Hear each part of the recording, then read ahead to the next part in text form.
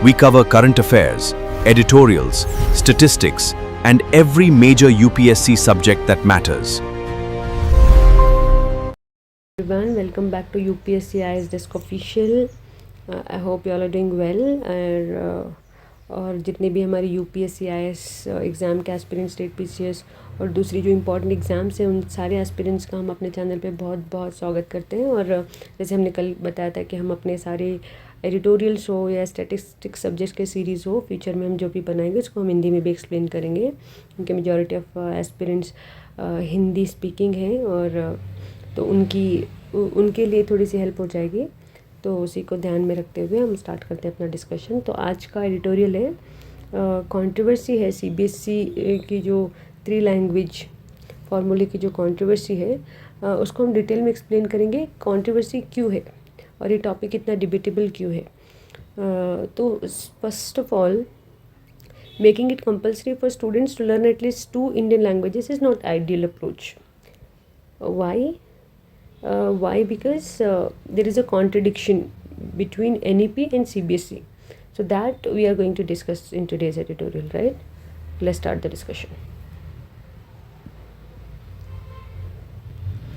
So the controversy started because of an unresolved contradiction with NEP 2020, National Education Policy 2020. On one hand, NEP correctly highlights the special importance of English, right, especially in mathematics, science and legal education. It does not put English in the same category as other foreign language like French and Spanish. That's right. On the other hand, NEP promotes the 3 language formula, which says that 2 of 3 languages must be Indian languages. And not just that, with one ideally being the mother tongue. By doing this, English is indirectly being treated as a foreign language, which actually contradicts national education policy's own recognition of English importance, right? So controversy ये है कि NEP national education policy 2020 के अंदर एक important rule है, जिसमें एक तरफ नेशनल एजुकेशन पॉलिसी इंग्लिश को बहुत ही इम्पॉर्टेंट बताते हैं, जैसे साइंस के लिए मैथमेटिक्स और लॉ पढ़ने के लिए इंग्लिश बहुत ज़रूरी है और बहुत इम्पॉर्टेंट है। और NEP ने इंग्लिश को दूसरी जो फॉरेन लैंग्वेज की कैटेगरी है जैसे फ्रेंच एंड स्पेनिश, उसमें भी नहीं रखा है, क्योंकि इंग्लिश को मानते हैं कि इसकी जो इम्पोर्टेंस है वो अलग है, राइट। तो दूसरी तरफ NEP 3 लैंग्वेज फार्मूला को भी प्रमोट कर रहा है। तो 3 लैंग्वेज फार्मूला में 2 कंपल्सरी होनी चाहिए भारतीय लैंग्वेजेस, ओके, जैसे कोई भी हो सकती है, हिंदी, तमिल, तेलुगु, कन्नड़ा, कोई भी लैंग्वेज हो सकती है, और एक मदर टंग होनी चाहिए, एक मातृभाषा भी होनी चाहिए उसमें, राइट। तो कॉन्ट्रडिक्शन क्या है? अगर 2 भारतीय और एक मदर टंग 3 लैंग्वेजेस हो गई तो इंग्लिश को कहाँ रखेंगे और इंग्लिश की इंपॉर्टेंस का क्या हुआ? इसमें इंग्लिश को फॉरेन लैंग्वेज की तरह ही ट्रीट किया जा रहा है इनडायरेक्टली, जबकि NEP ने खुद कहा है कि इंग्लिश एक बहुत ही इंपॉर्टेंट लैंग्वेज है और इसका प्लेस बहुत स्पेशल है, राइट, ओके। तो अब इम्प्लीमेंटेशन और बैकलैशेस क्या हैं? CBSE implemented this particular aspect of NEP but ignored other recommendation made by the policy. It made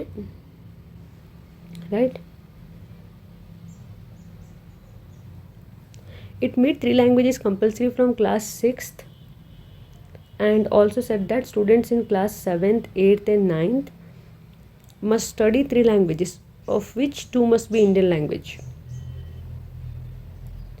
Bharatiya language, right? And this created a problem. For example, if a student had taken French as a second language along with English, they would now have to leave the French and take 2 Indian languages, one of which might be compulsory and new to that student. See the confusion and complication, and this could harm their class 10th exams, performances. It would also waste the teaching resources that school has already spent and had developed for the other special languages that has been introduced earlier. Because of this backlash, CBSE made a temporary arrangement. Say that student in class 7th and 9th need only one additional Indian language if they are already studying English and other foreign language like Spanish. Understood? So now they have said that okay, now a student can take only one language as addition language as Bharatiya language if they have already taken English and French as other two languages.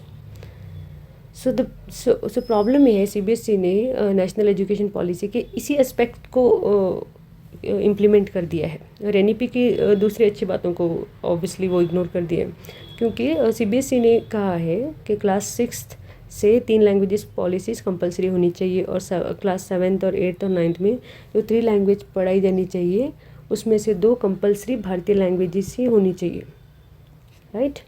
तो अब problem क्या है? Problem ये है कि मान लो एक student ने इंग्लिश और फ्रेंच जो 3 लैंग्वेजेस फार्मूला में जो दूसरी भाषा है वो किसी स्टूडेंट ने इंग्लिश और फ्रेंच लिया है एज अ सेकेंड लैंग्वेज, तो अब सीबीएसई का रूल अगर फोर्स करेंगे, अगर इम्प्लीमेंट करेंगे तो स्टूडेंट को फ्रेंच छोड़ना होगा और 2 भारतीय लैंग्वेजेस इसको चूज़ करनी पड़ेंगी, जिसमें से एक होगी स्टूडेंट की मदर टंग और दूसरी उसके लिए एक और लैंग्वेज जो दूसरी होगी वो उसके लिए बिल्कुल नई लैंग्वेज होगी।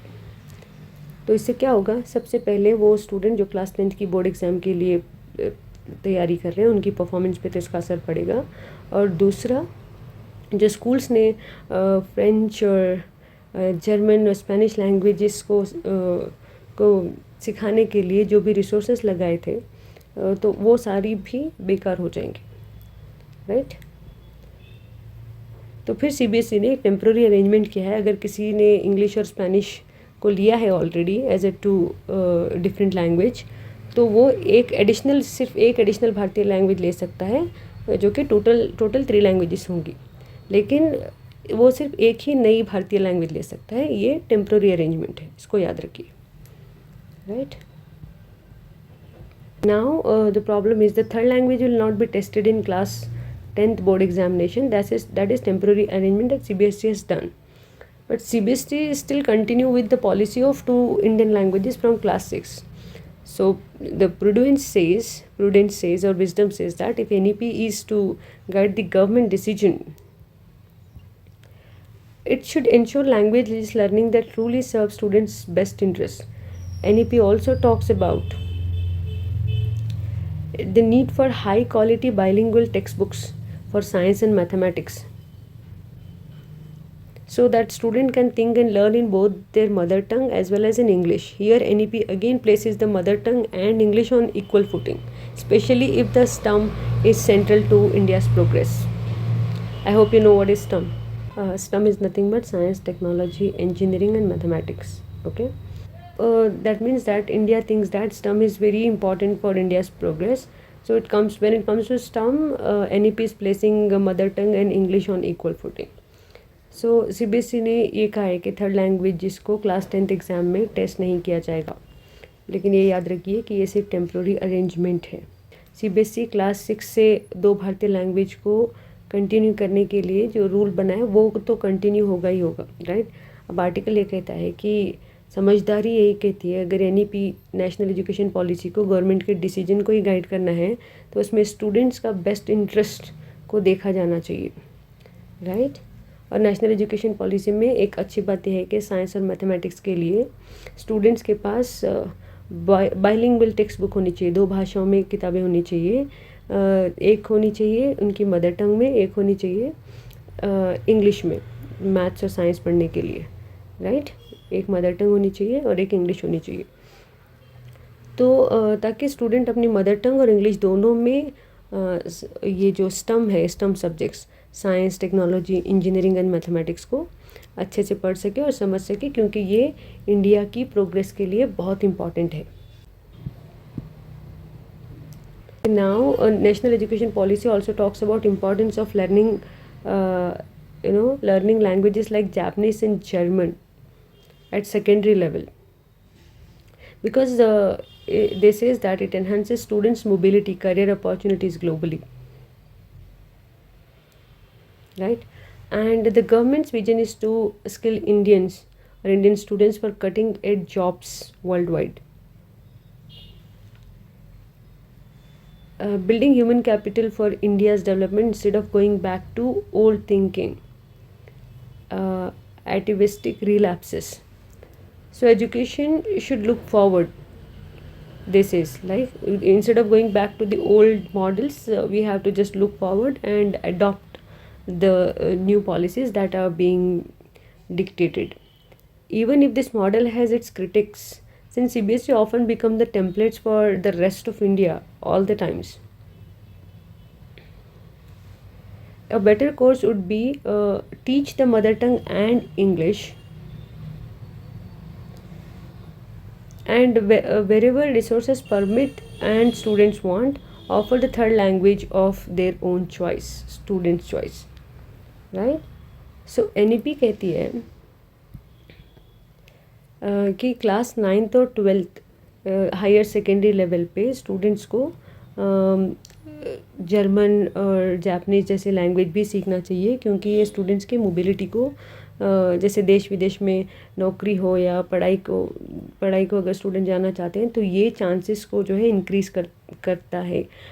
और इसमें गवर्नमेंट का विजन ये है कि इंडियन स्टूडेंट्स को जो मॉडर्न हाई लेवल जॉब्स हैं, जिनको cutting edge present day cutting edge jobs जिनको हम बोलते हैं, वो उसके लिए स्किल बनाना है, और दुनिया भर में जाने के लिए और इंडिया की डेवलपमेंट कंट्रीब्यूट करने के लिए स्टूडेंट्स को जो ग्लोबल लैंग्वेजेस है उसको सीखना बहुत ज़रूरी है। और आर्टिकल ये बात करता है कि एटिविस्टिक रिलैप्सेस, पुरानी सोच में वापस जाने से बेहतर है कि हम एजुकेशन में जो नए इनिशिएटिव्स आ रहे हैं उसको एक्सेप्ट करें और आगे की सोच रखें, फ्यूचर ओरिएंटेड हमारी सोच होनी चाहिए। तो इसमें बेटर सजेशंस आर्टिकल के ये हैं कि अगर आप एजुकेशन को फ्यूचर ओरिएंटेड देखते हैं तो मदर टंग और इंग्लिश दोनों को स्ट्रॉन्ग करो, राइट? और 3 लैंग्वेज जो पॉलिसीज़ है उसको कंपलसरी मत करो, और जहाँ पे आपको लगता है कि यहाँ पे रिसोर्सेस हैं और इसको कंपलसरी कर सकते हैं तो वहाँ पे स्टूडेंट्स के इंटरेस्ट को ही प्रायोरिटी देनी चाहिए। वो जो लैंग्वेज चूज़ करना चाहते हैं उनके पास क्लियर ऑप्शंस होने चाहिए, तो उनके पास थर्ड लैंग्वेज का चॉइस भी होनी चाहिए, वो भारतीय लैंग्वेजेस हो या वो दूसरी फॉरेन लैंग्वेजेस हो जैसे फ्रेंच, जर्मन और जापानीज़। वो इसलिए इम्पॉर्टेंट है CBSE का जो इम्प्लीमेंटेशन है, क्योंकि CBSE का जो पैटर्न है पूरे इंडिया में फॉलो किया जाता है, इसलिए डिसीजन क्या होगा आगे चल के बहुत इम्पैक्टफुल होगा, राइट? सो समरी यही है कि this is the core contradiction in national education policy 2020। On one side it values English as special language, and on the other hand 3 language formula, the 2 Bharatiya languages effectively treats English as a foreign language. So this is unresolved tension and that is a real issue. तो summary यही है कि national education policy 2020 के अंदर जो contradiction है कि एक तरफ इंग्लिश की इम्पोर्टेंस को बताना कि साइंस और मैथ्स और लॉ के लिए इंग्लिश बहुत इंपॉर्टेंट है, और दूसरी तरफ इंग्लिश को भारतीय लैंग्वेजेस को कंपलसरी करके इंग्लिश को फॉरेन लैंग्वेज की कैटेगरी में डाल देना, यही कंट्रोवर्सी है। और आप अपना ओपिनियन कमेंट में बता सकते हैं। तो आज के लिए इतना ही। Thank you so much.